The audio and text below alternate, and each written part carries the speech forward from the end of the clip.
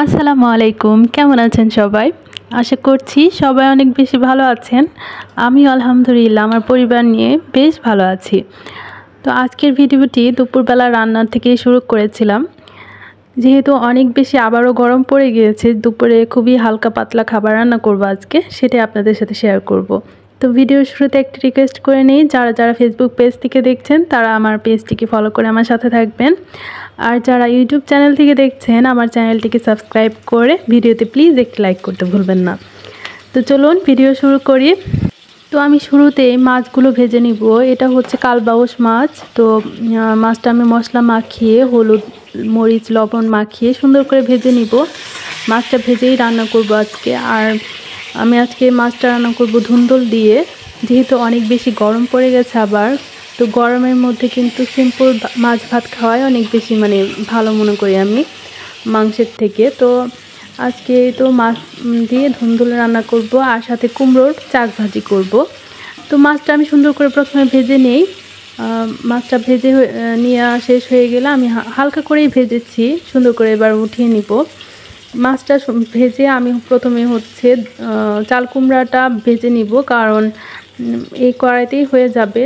তো সেই জন্য আমি চাল কুমড়াটাও সুন্দর করে কেটে নিয়েছি। আমি চেষ্টা করি রান্না করার আগে সব কিছু গুছিয়ে তারপরে হচ্ছে রান্না করার আসতে, যাতে করে খুব তাড়াতাড়ি রান্নাটা হয়ে যায়। আর গরমের মধ্যে চুলার পাশে থাকতে কার ভালো লাগে, তাই না? তো প্রথম থেকেই যদি সব কিছু গুছিয়ে কেটে কুটে নেওয়া হয় তাহলে রান্নাটা খুব বেশি সহজ হয়ে যায়। তো আমি এখানে আজকে কুমড়া নিয়েছি, চাক ভাজি করব। তো কুমড়াটা খুবই কচি ছিল কিন্তু একটু বড় ছিল, তো মাঝখানে আমি একটু করে কেটে নিয়েছি, মাঝখান দিয়ে একটা করে পিস করে নিয়েছি। তো এখন হচ্ছে মশলা দিয়ে মাখিয়ে নিয়েছি। এখানে আমি হলুদ মরিচ ধনিয়া গুঁড়া লবণ পরিমাণ মতো দিয়ে সুন্দর করে মাখিয়ে তো এবার ফ্রাই প্যানে দিয়ে দিয়েছি। এবার ভেজে নিব। সুন্দর কালার হয়ে আসলে ভাজাটা হয়ে যাবে। আর এই কুমড়োটা একদম চিকন চিকন করে পাতলা পাতলা করে কাটতে হবে, এতে করে সুন্দর সেদ্ধ হয়ে যাবে ভালোভাবে আর খেতেও ভালো লাগে। তো কুমড়োর চাক ভাজিটা করে নিব আর সাথে আমি হচ্ছে মাছটা রান্না করে ফেলবো দুপুরের জন্য। তো গরমের মধ্যে তো খুব বেশি একটা চুলার পাশে থাকতে ভালো লাগে না, তো রান্নাটা যতটা সম্ভব দ্রুত করে তারপর অন্যান্য কাজ করে নেয় ভালো। তো আমি কথা বলতে বলতে আমার কুমড়োর চাক ভাজিটা কিন্তু হয়ে গেছে। কারা কারা এরকম কুমড়োর চাক ভাজি পছন্দ করেন বা খেয়েছেন আমাকে কমেন্ট করে জানাবেন। তো আমার হচ্ছে ভাজিটা হয়ে গেছে আর মাছটাও আমি ভেজে নিয়েছি। তো এখন চট করে হচ্ছে মাছটা রান্না করে ফেলবো।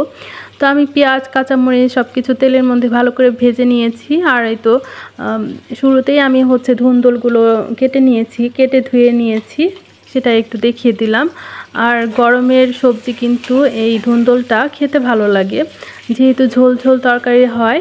তো পাতলা ঝোল হলেই খেতে ভালোও লাগে আর গরমের মধ্যে আরামও পাওয়া যায়। তো আমি মশলা সুন্দর করে কষিয়ে নিয়েছি। এখানে যে সমস্ত মশলা আমরা মাছের মধ্যে দিই সেই সবগুলোই দিয়ে দিয়েছি, দিয়ে সুন্দর করে মশলাটা কষিয়ে তারপরে তো ধুন্দুলটা দিয়ে দিলাম। তো ধুন্দুলের তরকারিটা হতে কিন্তু খুব বেশি একটা টাইম নেয় না, তো খুবই তাড়াতাড়ি হয়ে যাবে। আজকে হচ্ছে অনেক দিন পরে ভিডিও আপলোড করছি, আসলে শরীরটাও ভালো ছিল না আর সব কিছু মিলে কেন জানি পেরে উঠছি না, সেই জন্যে আসলে ইউটিউব থেকে অনেক দূরে। তো ফেসবুকের রিলস আপলোড করা হয় নিয়মিতই, কিন্তু ইউটিউবে দেখা যায় ভিডিও করা বা এডিট করতেও ঠিক আছে, কিন্তু ভয়েসটা দিতে একটু টাইম লাগে আর মাঝে মাঝে ভালোও লাগে না। তো শরীর ভালো না থাকতে দেখা যায় যে কোনো কিছুই ভালো লাগে না, তো সেই জন্য আর ভিডিও আপলোড করা হয়নি। এক সপ্তাহ হয়ে গেছে, আজকে অনেক দিন পর ভিডিও আপলোড করছি। তো কথা বলতে বলতে কিন্তু আমার রান্নাটা প্রায় হয়ে আসছে। তো ধুন্দুলটা ভালো করে কষিয়ে নিয়ে তারপরে ঝোলের পানি দিয়ে দিয়েছিলাম। ধুন্দুল থেকে কিন্তু এমনি অনেক বেশি পানি আসে, তো খুব বেশি একটা পানি দেওয়ার প্রয়োজন পড়ে না। আমি অল্প পরিমাণ পানি দিয়েছি, আমি একটু ঝোল ঝোল রাখারই ট্রাই করছিলাম, তো সেই জন্য একটু পানি দিয়ে দিয়েছি। আর রান্নাটা হয়ে আসার আগে আমি হচ্ছে ভাজা মাছগুলো দিয়ে দিলাম। তো আমরা এইসব রান্না তো নিয়মিতই সবার ঘরে ঘরেই হয়ে থাকে। তো আসলে আমি ডেইলি ব্লগ শেয়ার করি, প্রতিদিনের রান্না বান্না চেষ্টা করি আপনাদের সাথে শেয়ার করার জন্য, একটু গুছিয়ে শেয়ার করার জন্য।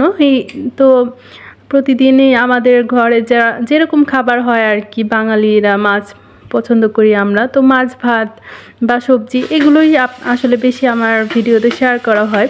তো যাই হোক, এখানে হচ্ছে আমি কচু শাকও রান্না করছিলাম। এখানে কচু শাক হচ্ছে ইলিশ মাছের মাথা দিয়ে রান্না করছি। কচু শাকটা হচ্ছে আমি বাবার বাড়ি থেকে নিয়ে এসেছিলাম ফ্রোজেন করে।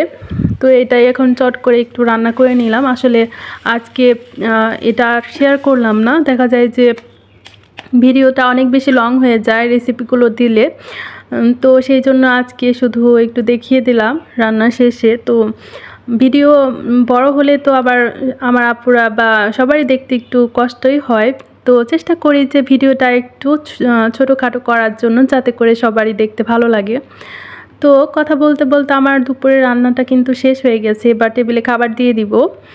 তো আমি ভাতটাও বেড়ে নিয়েছি।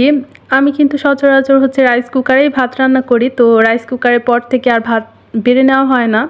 তো আজকে আবার একটু ভাবলাম যে টেবিলে ভাতটা বেড়েই নিয়ে তারপরেই আপনাদের সাথে শেয়ার করি। আর দুপুরের সময় হয়ে গেছে, আর আমার ছেলে যেহেতু ছোট, ওরও খিদে পেয়ে গেছে, তো আমরা সবাই খেয়ে নেব। তো সেই জন্যই ভাবলাম যে সবাই যখন একসাথেই খাবো, আমার হাজব্যান্ডও আছে, অফিসে চলে যাবে, আজকে হচ্ছে দুপুরের ডিউটি। তো সেই জন্য আমি চেষ্টা করলাম যে সব কিছু একদম টেবিলে দিয়ে দিয়ে একসাথে খাওয়ার জন্য। তো চেষ্টা করি যখন সবাই একসাথে থাকি একসাথেই খাওয়ার জন্য, এতে করে ভালো লাগে। তো আমি টেবিলে সব কিছু সার্ভ করে দিয়েছি। এবার আমার ছেলের জন্য প্রথমে খাবারটা বেড়ে নিচ্ছি, ওকে আগে খাইয়ে তারপর হচ্ছে আমরা খাবো। তো আমি সালাদও কেটে নিয়েছি, শসা কেটে নিয়েছি। তো এখন ভাতটাও বেড়ে নিব। আর আমার ছেলের জন্য তো রেগুলারই হচ্ছে ডিম পোচ করতে হয়, ডিম ছাড়া তো সে খাবেই না। তো সেটাও করে নিয়েছিলাম। এবার হচ্ছে ওকে প্রথমে খাইয়ে দিব, এখনও হাত দিয়ে খেতে পারে না। তো ওকে খাইয়ে দিয়ে তারপরে হচ্ছে আমরা খাবো, দুপুরের টাইম হয়ে গেছে খাবার। তো এই তো আমার আজকের দুপুরে রান্নাবান্না আপনাদের সাথে শেয়ার করলাম। আশা করছি আপনাদের কাছে আমার রান্নাগুলো ভালো লাগবে।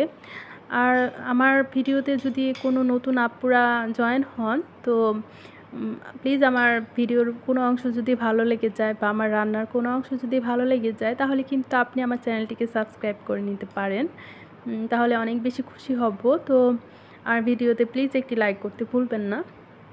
তো এটা এবার হচ্ছে আমার ছেলের জন্য খাবার বেড়ে নিচ্ছি। আমি চেষ্টা করি আমার ছেলেকে সব ধরনের খাবার খাওয়ানোর জন্য। দেখা যায় যে ডিমটা ওর থাকতেই হবে প্রত্যেক বেলাতেই, বা যতবার ওকে খাওয়াবো ডিমটা ছাড়াও খাবে না। তো তাছাড়া সবজি, মাছ, মাংস সব কিছুই খাওয়ানোর ট্রাই করি। যে সমস্ত খাবারে ওর অ্যালার্জি নেই সেই সমস্ত সব খাবারই আমি ট্রাই করি যে ওকে খাওয়ানোর জন্য ছোটোবেলা থেকেই। আসলে ছোটোবেলা থেকে বাচ্চাদের যদি খাওয়ানোর শেখানো হয় যে আমরা যা খাই রেগুলার, সেই সমস্ত খাবারই খাওয়ানোর চেষ্টা করা উচিত। এতে করে দেখা যায় যে বাচ্চারা সেই সমস্ত খাবারেই অভ্যস্ত হয়ে পড়ে। এক্সট্রা কিছু খাবার রান্না করতে দেখা যায় যে মায়েদেরও অনেক বেশি ঝামেলা হয়ে যায়। আর রেগুলার যে সমস্ত রান্নাবান্না আমরা করে থাকি বা খেয়ে থাকি, সেগুলো যদি খাওয়ানো হয় তাহলে দেখা যায় মায়েদেরও অনেক বেশি আরাম হয়, আর বাচ্চাও সব কিছু খাওয়া শিখে যায়। তো আপনারাও ট্রাই করবেন ছোটো থেকেই বাচ্চাকে সব কিছু খাওয়ানোর জন্য, এতে করে দেখবেন আপনার অনেক বেশি আরাম হবে। আর বাচ্চারাও যদি সব কিছু খাওয়া শিখে যায় তাহলে দেখবেন যে বাচ্চারা সমস্ত ধরনের পুষ্টিগুণ ঠিকমতো পাবে, আর শরীরও ভালো থাকবে বাচ্চাদের। তো যাই হোক, আজকে অনেক কথা বলে ফেললাম। আশা করছি ভিডিওটি ভালো লেগেছে। ভিডিওটি ভালো লাগলে প্লিজ একটি লাইক করে আমার সাথে থাকবেন। তো আজকের মতো বিদায় নিয়ে আমার পরবর্তী ভিডিও দেখার আমন্ত্রণ রইল। আসসালামু আলাইকুম এভরিওয়ান।